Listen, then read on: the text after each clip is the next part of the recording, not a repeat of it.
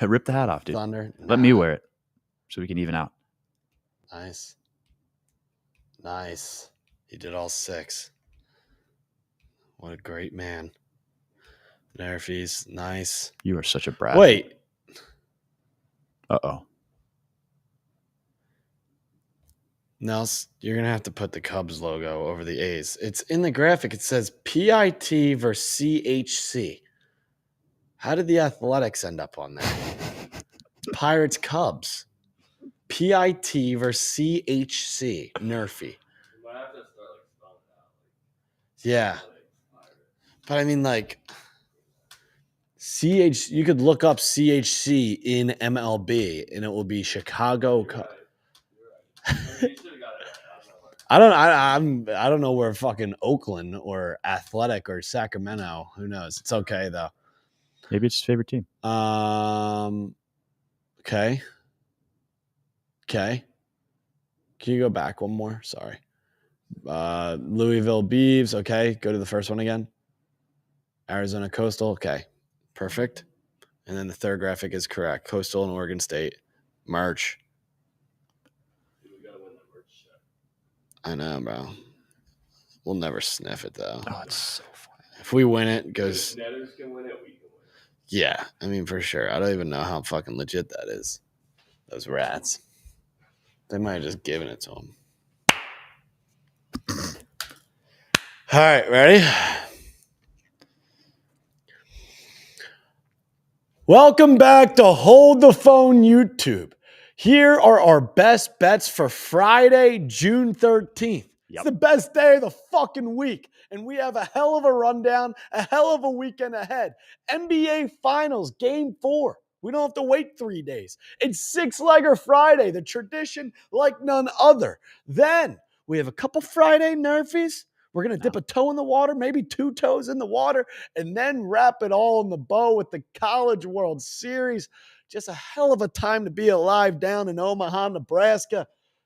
We're joined by, once again, Danny from Who's Next. Boys are getting sick of me. The king of the voiceover. Boys are getting sick of me. The king is just being a fucking king. All right, let's just get right into it. Dive head first. Appreciate that, man. We're Pacers. We're Thunder. We're game number 4. We're Friday night. Butt cheeks are clenched. And Danny, your fucking dreams came true. Yeah. You're hoping for a little bit of a series on our hands. I was. You know, you're sick and tired of hearing Thunder in 5. Sick of it, dude. Now, all of a sudden, we're staring down the barrel of the Pacers up 2-1 in a series. And real quick, before I let you take the stage, in the NBA Finals, the team who wins game number 3 in a 1-1 series tie goes on to win that series over 80% of the time. Oh, this analytical bullshit, you know. Why don't we just, talk about it how it is? I think it could be Pacers in 5, honestly, if the Thunder don't figure it out. I mean, there's a chance it still could be a short series, but I'm thinking it's going to go 6. I think the Thunder. Let's talk about it. How do you feel right now? I feel great. I feel so great. So happy for the Indiana Pacers. That fan base, that team is playing electric. Game last night was unbelievable, or 2 nights ago. Yep. I think Pacers go and take game 4, and then I think the Thunder go and take game 5. I think the series is going 6 minimum. You think the Indiana Pacers go up 3-1? I do. I really, really do. Wow. I really, really do. I do. I don't think there's a shot in hell. Well, we didn't think there was a shot in hell they were going to win last night. I agree. They went ahead and did it. Yep. I don't know, man. The way they're playing, and it's like Thunder haven't lost back-to-back games. The Pacers haven't lost back-to-back games. So at this point, I feel like it's just going to be a seesaw back and forth the whole goddamn series. Anything could happen. Something has to give. Yeah. I mean, I just don't think it's going to be the boys in Indiana. The atmosphere last night was fucked. I know. It was fucked. But, okay, I raise this question to you. Indiana Pacers steal game 3 in a game that was tight. We watched all 48 minutes tight together. It seemed like it appeared there were points in that game that the Thunder had it under control. The Pacers then take the lead, winning at halftime. Yep. Thunder then come out, swing the momentum completely, take a quick lead right back.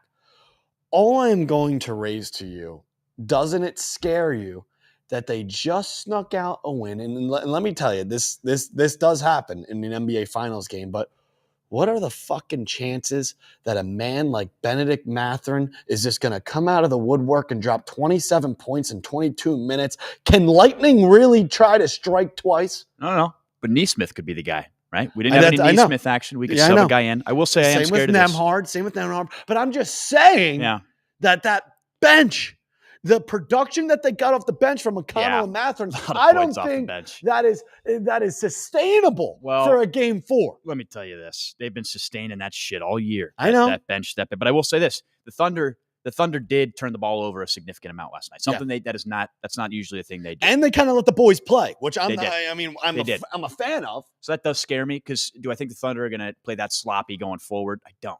No. It's kind of rare for them to turn the ball over as much as they did. But, to each their own, dude. I mean, we got a good series here. It could go either way. The Thunder could play sloppy. And we already had talked about before last night's game, if the Thunder would have taken it, we would have taken the Pacers game 4. But the way I'm thinking, being a betting man, does switch things up a little bit.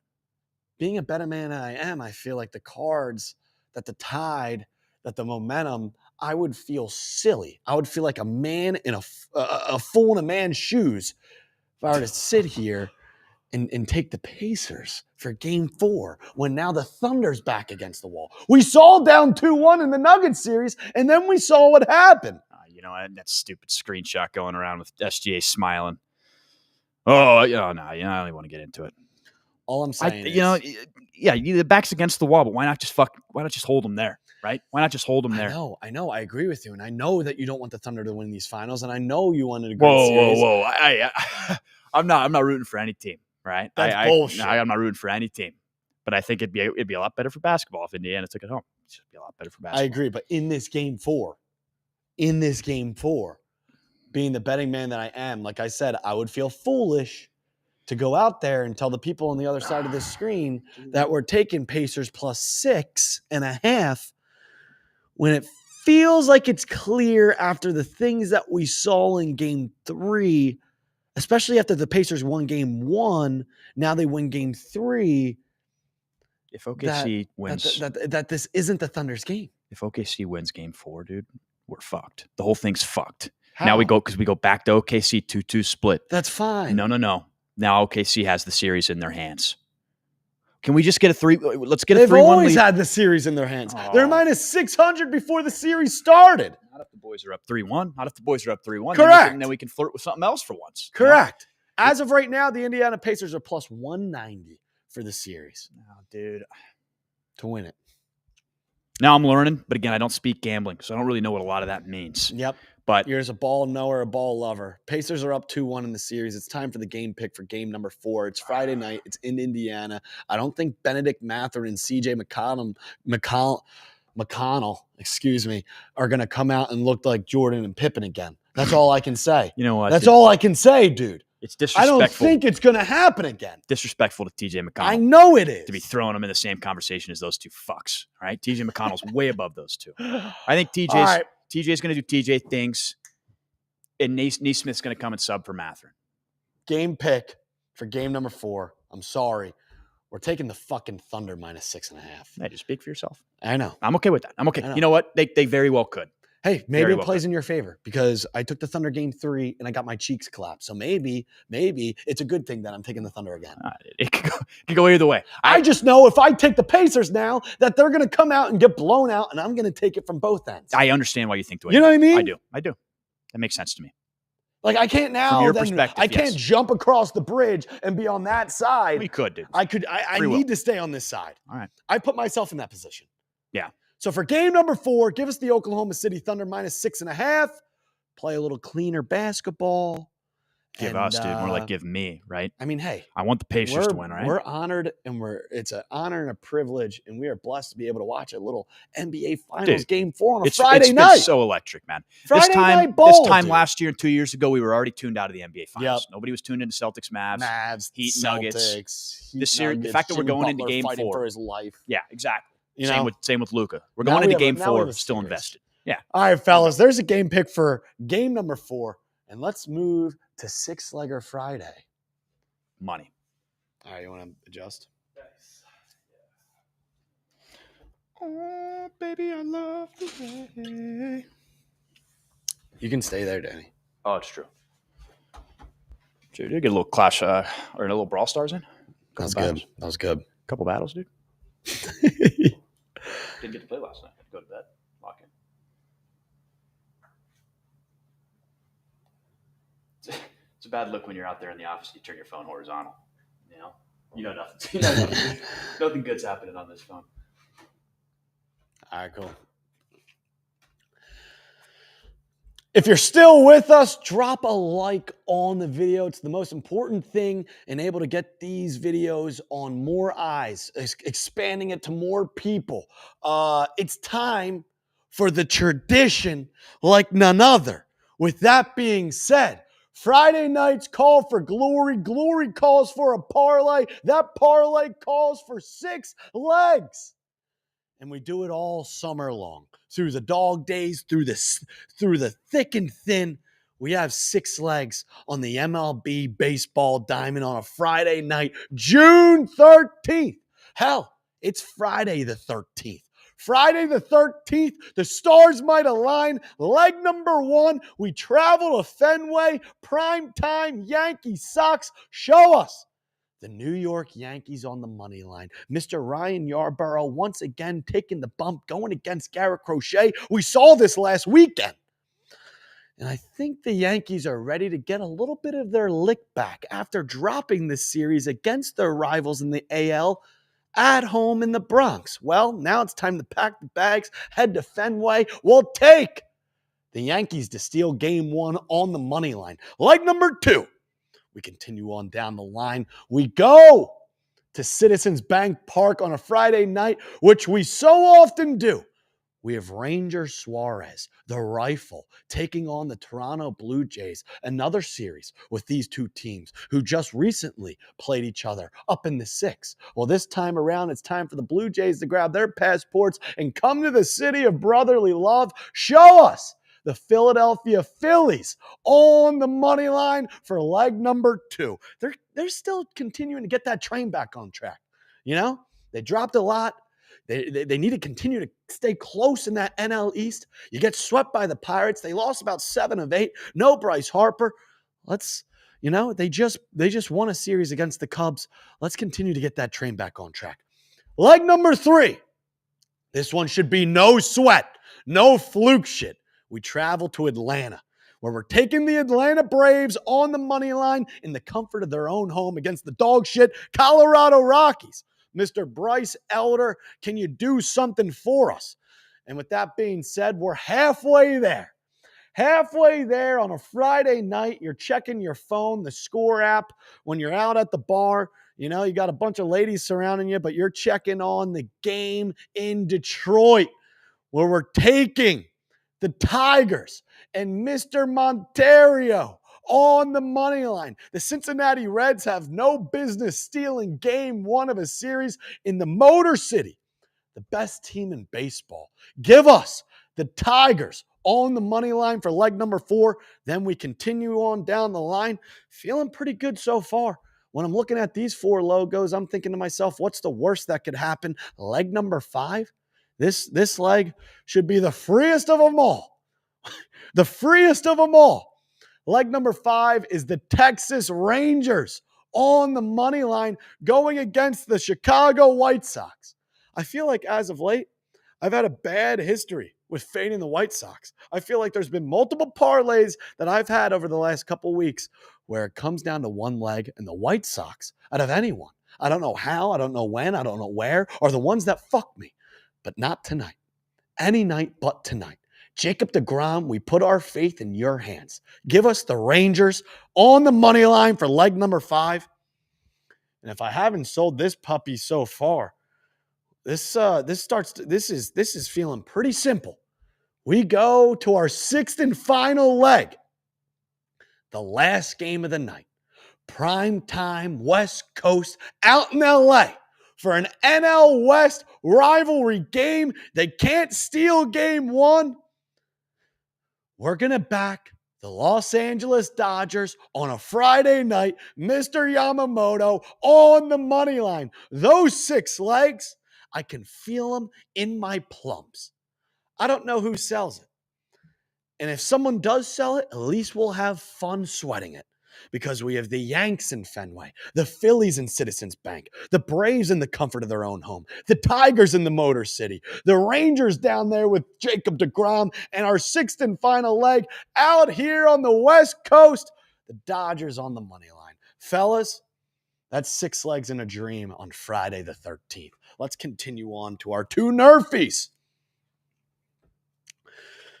2 beautiful Nerfies, and I'll tell you why. I think you guys are going to be on board with these because I feel comfortable with these, and I like these for 2 reasons, actually multiple reasons.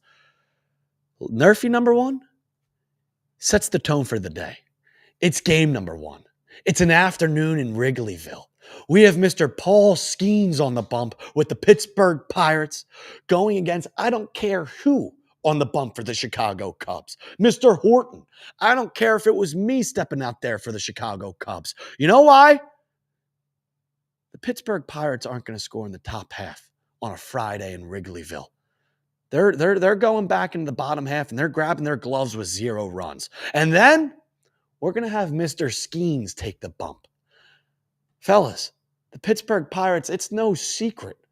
They don't give Paul Skeens run support. I think over this man's last 53 innings, he's allowed, I think, like 5 earned runs.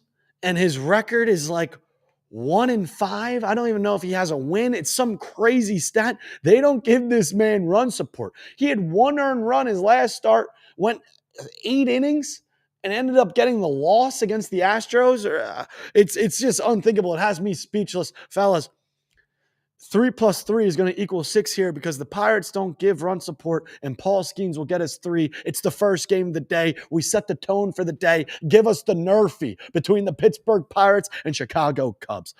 Nerfie number 2 is the last game of the night. And I said it before, and I'll say it again. When there is high momentum, when there is high stakes, going into a game like this in an in-division rivalry, in a game that just means more, they always turn out to be barn burners. Slow games. They start slow. So with that being said, with these 2 gentlemen on the bump, give us the Giants and the Dodgers Nerfie. 3 outs from Mr. Yamamoto in the top half, 3 outs from Mr. Logan Webb in the bottom half. I don't think we could write it up any better. First Nerfie of the day, last Nerfie of the day, sandwich the rest of the slate in between. Give us a simple 6 outs, a simple 12 outs on a Friday night, and let's continue on down the line. We travel to Omaha, Nebraska. One of the best times, one of the best sporting events, in my opinion, one of the most slept on sporting events of the year, of the calendar sports year, the College Baseball World Series. And we have 2 games in Omaha in the double elimination bracket to start a Friday night, to start the tournament. We get things started first with Arizona, the Wildcats, and Coastal Carolina. Look, fellas, I'm not going to beat around the bush that much here. I don't watch a lot of regular season college baseball, but I do know one thing, that Coastal Carolina is one of the best teams top to bottom in the country right now and one of the hottest programs in the goddamn country right now. Hell, they just won a super regional in the comfort of Auburn's own living room. Now they're going to Omaha looking for blood. This Arizona program, I think, is just happy to be in Omaha. With that being said, we're going to keep things short and sweet because we're going to have a 2-leg parlay here. Give us Coastal Carolina to win their first matchup, a team who I believe who could just get frisky enough to win bracket number 1. They could win bracket number 1. They could make it out and make it to the College Baseball World Series final. So with that being said, they got to win their first game. Give us Coastal Carolina on the money line to start this tournament. That's leg number 1. Let's go to game number 2. Louisville and Oregon State. Oregon State is the only college baseball team in history to lose their first game of the College Baseball World Series and go on to win the whole goddamn thing. No other program has ever done that. This is the first time, I believe, since 2018 that the Beavs have made it back to the College Baseball World Series. Well, you might be asking yourself, what did they do in 2018? They won the whole thing. So now this is their first time back since winning it all back in 2018. Louisville is a very frisky ball club, but the Beavs, they travel well. They play better on the road. They play better at neutral sites. I think this is too tall of a task. for the Louisville Cardinals. So with that being said, leg number 2, we're going all chalk. Give us Oregon State. Don't fuck with the Beavs on the money line. So our picks, plus 115. We're going to go to the classroom board, grab a piece of chalk, and write Coastal Carolina, Oregon State on the money line, two legs, put it in your pipe and smoke it. We're going to go all chalk. College baseball World Series to start the weekend. Fellas, that there is going to wrap up this 40-yard dash. We went over the NBA Finals. Gave our game pick of the Thunder minus 6.5 in a bounce-back game. We went over Six-Legger Friday, the tradition like none other. We went over our Nerfies. One to start the day, one to end the day. We went over Omaha, Nebraska College World Series to start 2 games. We're going chalk. Now we go over our merch. Scan the QR code. It's a great way to support your friends here over at the program. We got Glue Guy merch. We got Dr. Locke's merch. If this parlay hits, a little Gatorade Glue Guy, little brand stuff. We got a little Nerfy tee, everything in between. Go check it out.